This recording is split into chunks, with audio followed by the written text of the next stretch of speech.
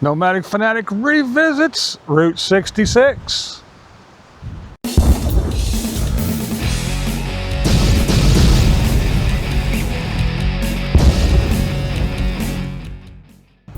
That's right, Tater's back at Route 66. They went back to Quartzsite, cleaned up their mess supposedly, and got the rest of their vehicles and are heading back to Mississippi. But they stopped at the Holbrook Haunted Jail, which in May of 2017, Tater was there. So Tater's revisiting old stuff that he went and saw before, but hey, it's Tater. He's got to do something.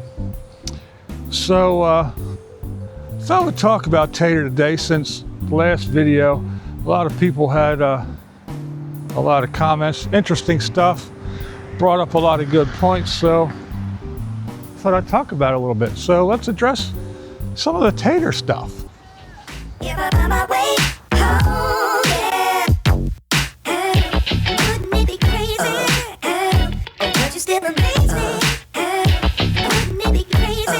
Now, one thing people talked about a lot was the fact that Tater doesn't want neighbors.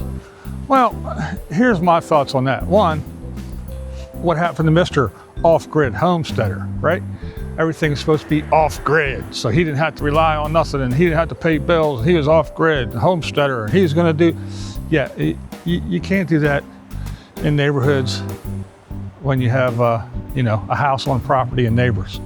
And the other thing is let's face it, if Tater moves in anywhere, he doesn't want neighbors because he's gonna fucking hog the place up. He's gonna go there and he's gonna have trash all over the place because he's gonna be building stuff and ripping stuff and tearing stuff and throwing shit around. He's gonna have RVs and buses and trailers and motorcycles and shit parked all over the place. And if he goes to travel and go places, well, and if he's gone for a while, there's going to be nobody around to take care of the grass and the weeds and everything, and the place is going to look like shit. So basically, if Tater moves in, he's going to decrease the value, the home value, the property value in the area, because, well, he's a hog, let's face it.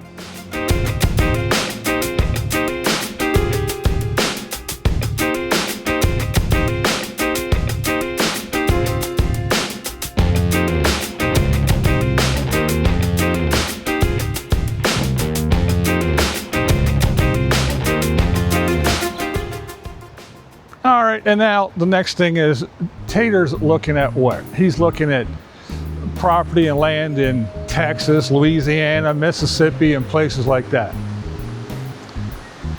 Don't you think it's a little bit silly?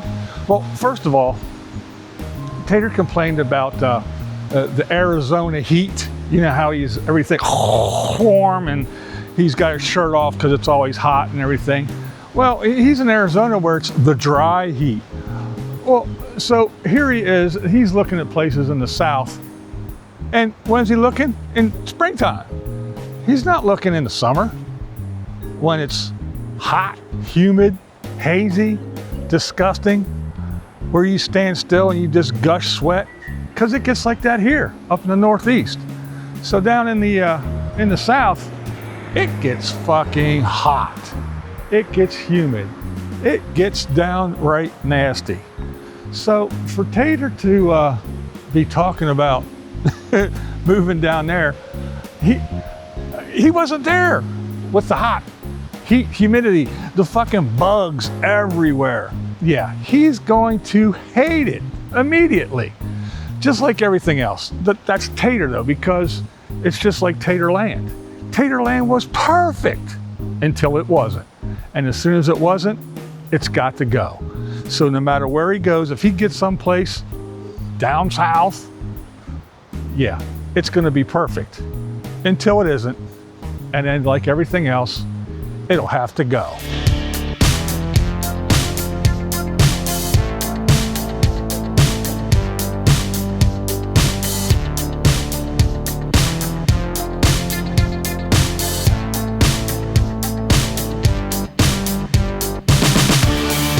Now, Tater thought that The rains, the monsoon rains in Arizona was bad. Wait till he gets a hurricane rolling in off the Gulf. That fucking monsoon rain in Arizona is gonna feel like a light spring mist compared to that shit when everything's underwater and he loses everything. Yeah, Tater ain't gonna be able to deal with living on the Gulf of whatever country he calls it.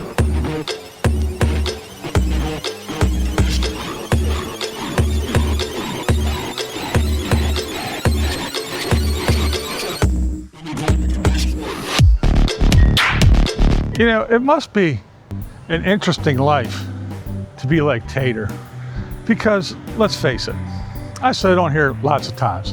When I make videos about, hey, go look at this, it's a good channel, and I'm all positive and everything, nobody cares, nobody watches. But when I talk about the drama-filled life of Tater and Mikey and other people, that's what people like. They like the drama. So to be Tater and doing this all the years that he has and relying on it for basically his life, it's got to be strange to be constantly buying and selling stuff and creating drama just so you can survive, so you have a buck. It's got to be, I don't know, it's got to be taxing. It's got to be a very, very strange life.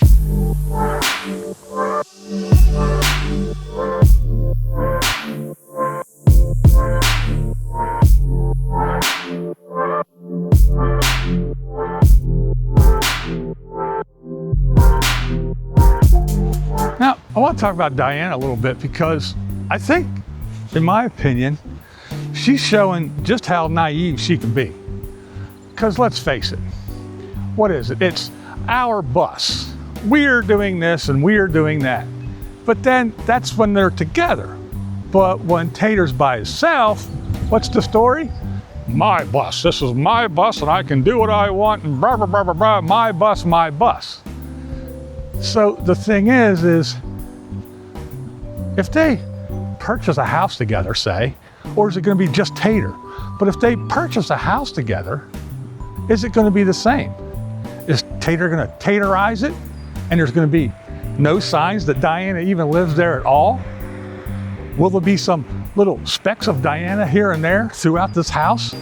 Or is it just going to be, I don't know, video games and fucking space hogging collectible horse shit?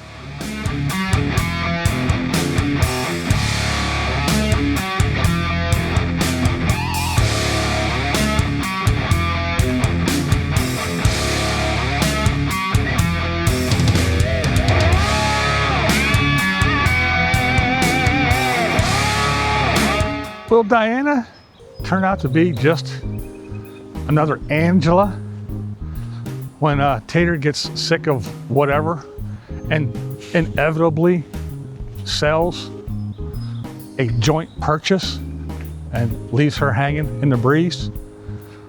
Or is she just along for the ride and Tater's paying for everything? I don't know. It's kind of hard to figure the whole situation out. But in any event, let me know what you guys think below. Leave me a comment. What are your thoughts? What are your views on this whole Tater in a house and all the other horse shit? And do you think Diana is using Tater? Do you think Tater's using Diana? Do you think it's 50-50? They're both trying to get what they can out of each other? Leave me a comment below. And remember, you don't have to agree with me. That's never the point here.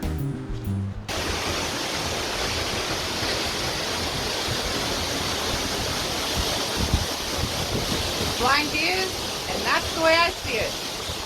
What we do here is go back.